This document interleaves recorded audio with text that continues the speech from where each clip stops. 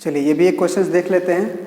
उसके बाद इसमें हम ये भी एक क्वेश्चन देखेंगे कि जैसे 5 माइनस रूट 3 ये एक इरेशनल नंबर है कैसे, या 2 रूट अंडर 3 ये इरेशनल नंबर है ये कैसे, क्योंकि ये भी प्रूफ करने के लिए कभी कभी देता है एग्जाम में, और ये भी, और ये तो हम देखेंगे, है ना। तो सबसे पहले हम आपको तो अब सब कुछ बता चुके हैं पिछले पार्ट में, तो अब जो है डायरेक्ट हम इसको कहेंगे कि मान लेते हैं कंट्राडिक्शन से प्रूफ कर रहे हैं, let root 5 is rational number. पिछले पार्ट में हम सब कुछ बता चुके हैं, इसीलिए अब इसमें थोड़ा स्पीड करेंगे। Root 5 is a rational number, is a rational number मान लेते हैं। तो अगर ये रेशनल नंबर होगा तो देन हम क्या कर सकते हैं, रूट 5 को हम लिख सकते हैं p बाई क्यू के फॉर्म में, और ऐसा यहाँ पे p बाई क्यू लिखा गया है, hair p and q have no common factor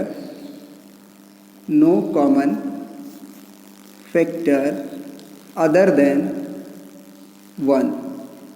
एक बात और यहाँ पे बता देते हैं कि यदि p और q में कोई भी कॉमन फैक्टर नहीं हो, उसी को हम लोग को प्राइम बोलते हैं। को प्राइम का मतलब देखो, जैसे 10 है और 11 है, इनके बीच में कोई भी फैक्टर कॉमन है जो 10 को भी काट दे 11 को भी काट दे?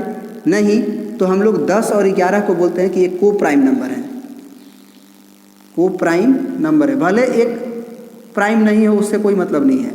ऐसा नहीं है कि खाली जैसे मान लो 11 है और 13 है, ये भी को प्राइम है। तो ये जरूरी नहीं है कि दोनों का प्राइम होना जरूरी है को प्राइम के लिए, एक प्राइम नहीं भी हो सकता है। को प्राइम का मतलब रेस्पेक्ट देखा जाता है, इन दोनों के अंदर जो है कोई कॉमन ना हो।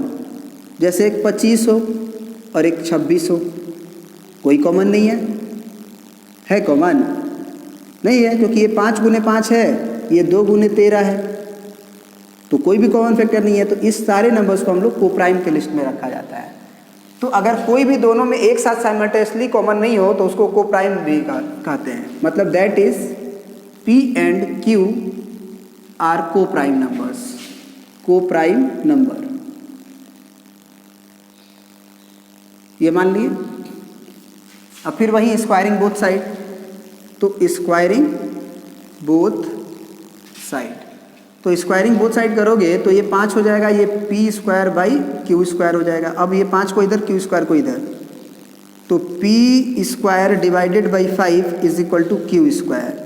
दिस इम्प्लाई कि कोई आपको पता है कि p एंड q इंटीजर्स होते हैं, यार लिख लेना, where p and q belongs to integer.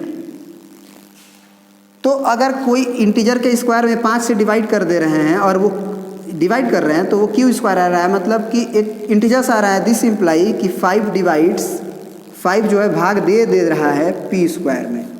अब इससे हम लोग प्रीवियस थ्योरम में पढ़े थे, पिछले पार्ट में, कि अगर p जो है डिवाइड्स p स्क्वायर को करता है तो वो p को भी करेगा। तो इस पर आप समय नहीं देंगे कि कैसे हो गया भैया ये, तो p डिवाइड्स p, अगर p डिवाइड्स कर रहा है p को, 5 डिवाइड्स कर रहा है p को, इसका मतलब p को हम 5 के फैक्टर के रूप में लिख सकते हैं, where m belongs to integer, where m belongs to integer लिख सकते हैं ना।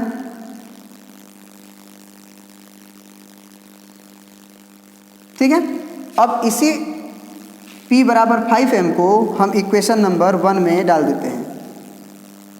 ठीक है ना, इसमें भी डाल सकते हैं, इसमें भी डाल सकते हैं, कोई फर्क नहीं पड़ता है, किसी में डाल दो।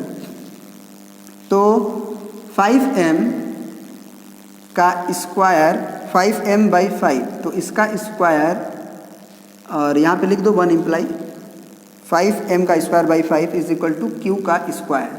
यहाँ से हो जाएगा 25m square divided by 5 is equal to q का स्क्वायर। काट दो इसे, 5 कर दिए, तो m square is equal to क्या आएगा, q स्क्वायर डिवाइडेड बाई 5। ये क्या इम्प्लाई करता है, तो अगर इस तरह लिखो पहले q square divided by 5 is equal to m का स्क्वायर, तो ये इम्प्लाई कर रहा है हमें कि 5 डिवाइड्स q स्क्वायर कर रहा है ना। तो ये इम्प्लाई हमें करेगा कि 5 डिवाइड्स ऑल्सो क्यू। अब क्या हुआ भैया, अगर इस इक्वेशन को देखा जाए, मान लो आप 1 तो मान लिए हो ना कहीं, तो ये इक्वेशन नंबर 2 मानो और इक्वेशन नंबर 3 मानो, तो हम क्या लिख सकते हैं, from 2 and 3 5 divides simultaneously P and Q, that this imply P and Q not co-prime.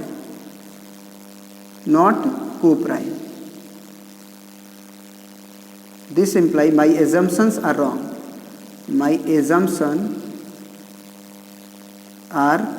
wrong. This imply root under 5 is an